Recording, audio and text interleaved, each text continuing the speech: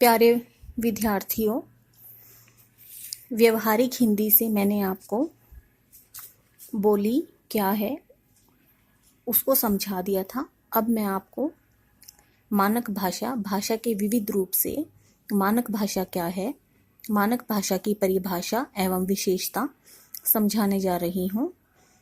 आज की कक्षा में आपका स्वागत है। देखिए, मानक भाषा किसी भी देश या राज्य की वह आदर्श भाषा होती है जिसका प्रयोग वहाँ के शिक्षित लोगों द्वारा अपने सामाजिक, सांस्कृतिक, व्यापारिक और प्रशासनिक कार्यों में किया जाता है। यह व्याकरण सम्मत भाषा होती है, अर्थात व्याकरणीय गुणों से भरपूर होती है।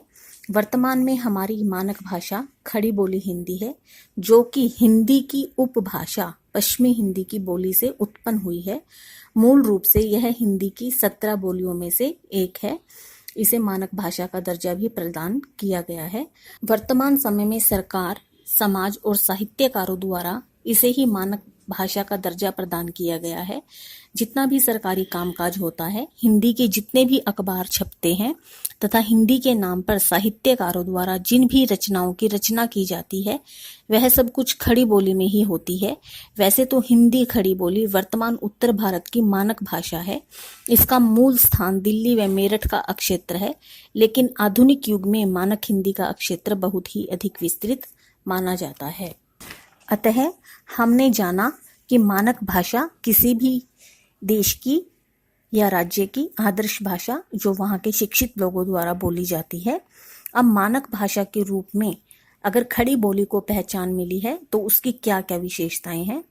नंबर 1, भाषा आदि से लेकर अंत तक समाज से संबंधित होती है और भाषा का विकास भी समाज में ही होता है। उदाहरण स्वरूप, बच्चा जिस समाज में पैदा होता है, पलता है, बढ़ता है, वह उसी समाज की भाषा बोलता है। अतः मानक भाषा अनुकरणीय भाषा भी होती है। पॉइंट नंबर 2 है, मानक भाषा के प्रत्येक क्षेत्र की अपनी शब्दावली होती है, जिसके अनुसार ही भाषा अपना विकास करती है, फलती फूलती है। पॉइंट नंबर 3 है, मानक भाषा का अंतिम उद्देश्य विचार व भाव को सहज, सरल व स्पष्ट रूप में अभिव्यक्त करना है। मानक भाषा को खड़ी बोली के रूप में जब स्वीकार किया गया तो कुछ ध्वनिगत और व्याकरणिक विशेषताएं भी इसके अंतर्गत देखने को मिलती हैं।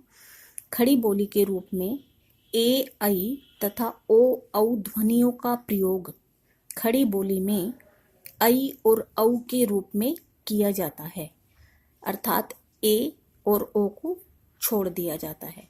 इसमें दीर्घ स्तर के बाद संयुक्त व्यंजन तथा द्वित्व का प्रयोग होता है। जैसे कि बेटा बोलते हैं, लेकिन खड़ी बोली में द्वित्व बेटा ऐसे बोला जाता है और इसमें ना के स्थान पर अणा का प्रयोग होता है और बलाघात का भी तीव्रता के साथ प्रयोग किया जाता है। ला ध्वनि के स्थान पर टा ध्वनि का प्रयोग होता है।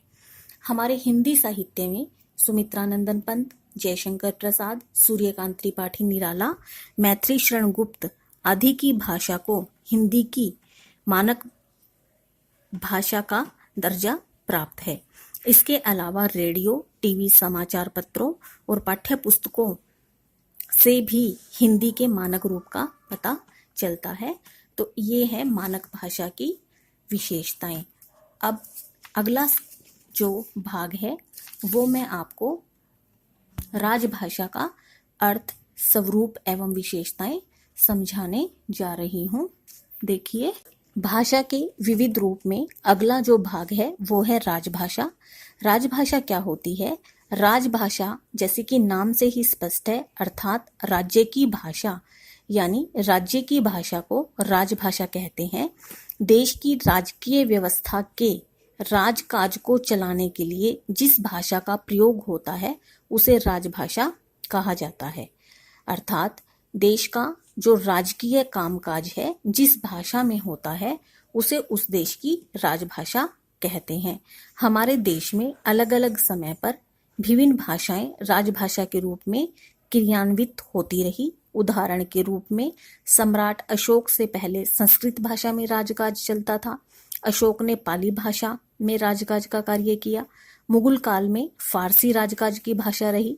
फिर अकबर के शासनकाल में हिंदी को राजभाषा का दर्जा दिए जाने हेतु विचार विमर्श होने लगा, परंतु कुछ अहिंदी भाषी लोगों ने विरोध किया। काफी समय के विचार विमर्श एवं विरोधों के उपरांत 14 सितंबर 1949 को संविधान सभा ने हिंदी को भारत संघ की राजभाषा के रूप में स्वीकार किया और हिंदी की लिपि देवनागरी मानी गई और 26 जनवरी 1950 को यह भारत की राजभाषा बन गई। अतः हिंदी वर्तमान समय में अनेक राज्यों की राजभाषा भी है, जैसे कि उत्तर प्रदेश, बिहार, हरियाणा, मध्य प्रदेश, राजस्थान, हिमाचल प्रदेश एवं केंद्र शासित प्रदेश दिल्ली।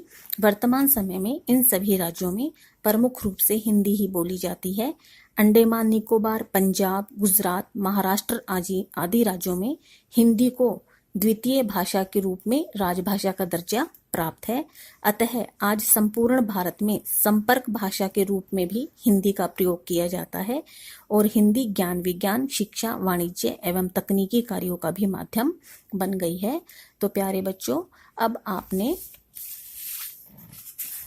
भाषा के विविध रूपों से मानक भाषा की परिभाषा व विशेषता और राजभाषा का अर्थ, स्वरूप व विशेषता भाग को पढ़ा है। आप सभी इसको अच्छे से सुनेंगे, समझेंगे, लर्न कर लेंगे। धन्यवाद। आपकी हिंदी प्राध्यापिका डॉक्टर सुषमा गर्ग, हिंदू कन्या महाविद्यालय, जींद, हरियाणा।